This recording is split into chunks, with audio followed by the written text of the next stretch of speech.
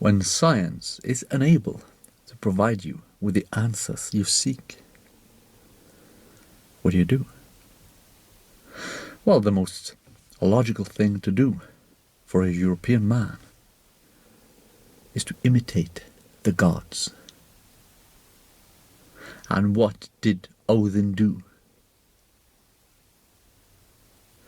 He talked to the head of Mimir.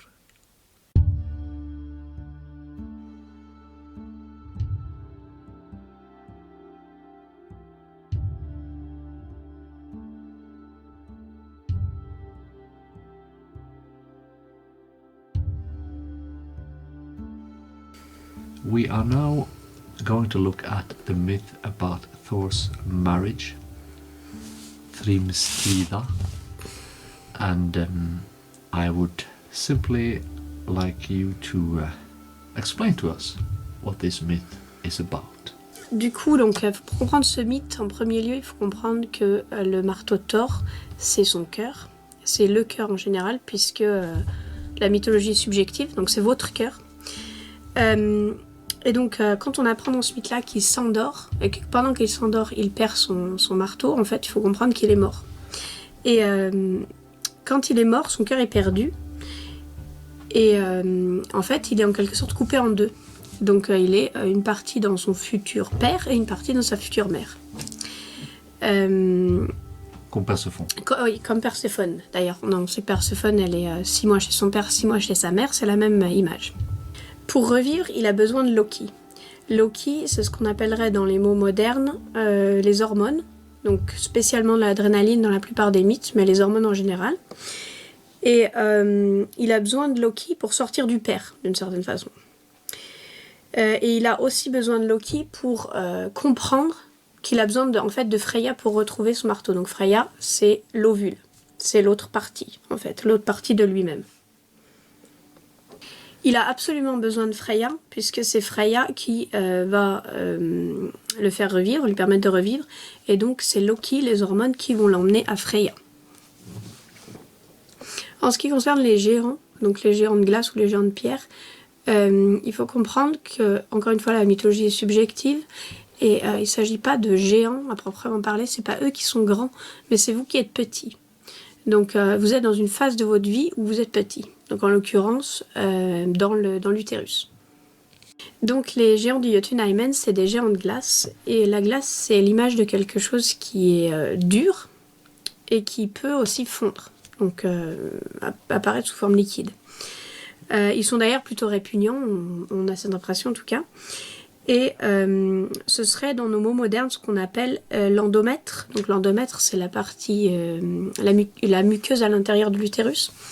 Donc c'est en fait une sorte de tapis de sang. Et donc ce tapis de sang est sous forme dure d'une certaine manière puisqu'il ne coule pas jusqu'aux règles où donc aux menstruations, où il va couler en emportant tout sur son passage, en nettoyant en fait, c'est son rôle d'ailleurs, en nettoyant tout, et donc les géants d'une certaine façon vont mourir, quoi.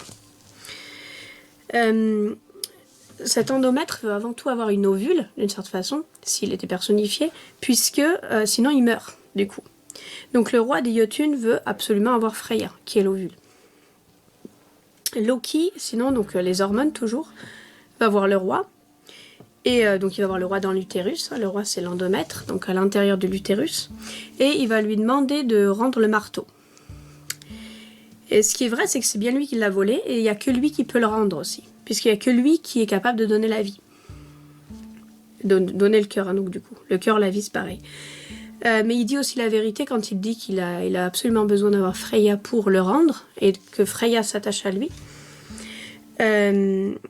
Donc qu'il se marie à elle, c'est pareil. Et bien sûr, ce qu'il dit pas, c'est qu'il lui faut une ovule fécondée en fait. Mais il le sait pas forcément non plus, puisqu'en fait le corps de la mère est d'une certaine façon trompé. Donc en fait, comme il lui faut une ovule fécondée, il lui faut finalement Thor dans la robe de Freya. Il lui faut Thor déguisé en Freya. Il lui faut en fait le spermatozoïde, donc Thor, dans l'ovule. Voilà.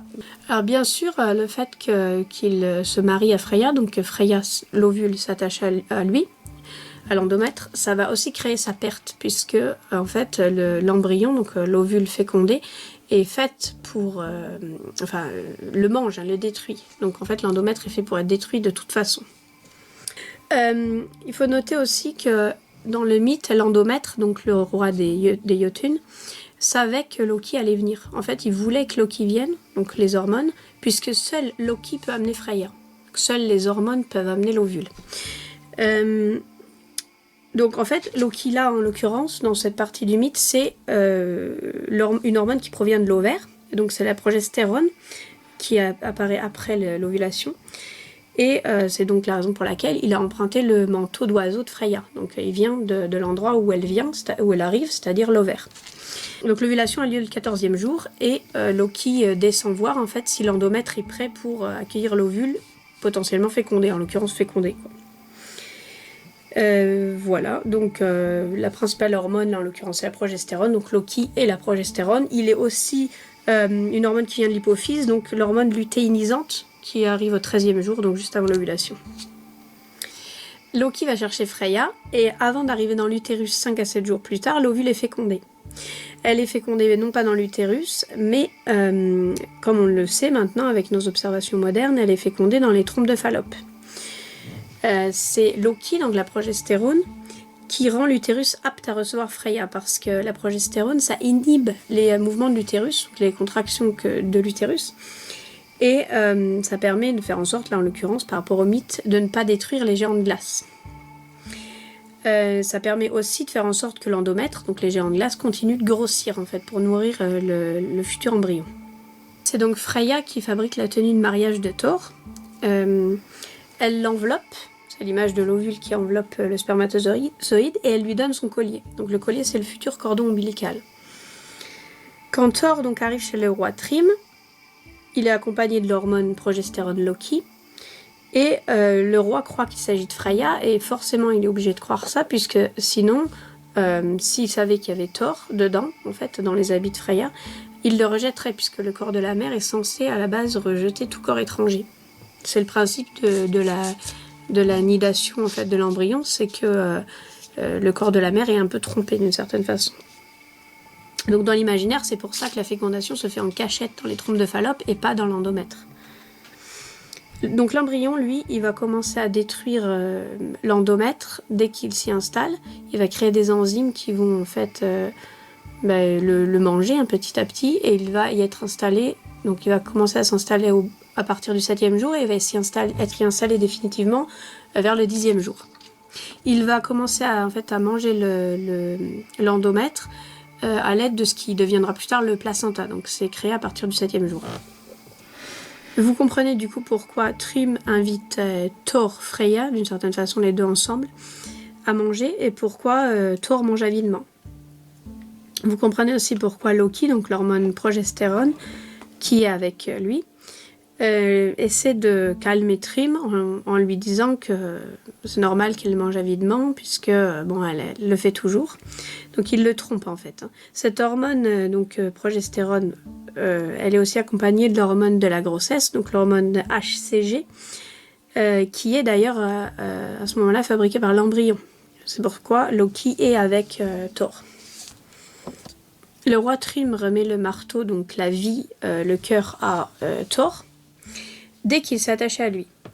Et une fois qu'il possède le marteau, une fois qu'il a retrouvé son marteau, Thor se met à tout détruire autour de lui, à détruire les géants, et à travers cette destruction, il va obtenir le sang, en fait.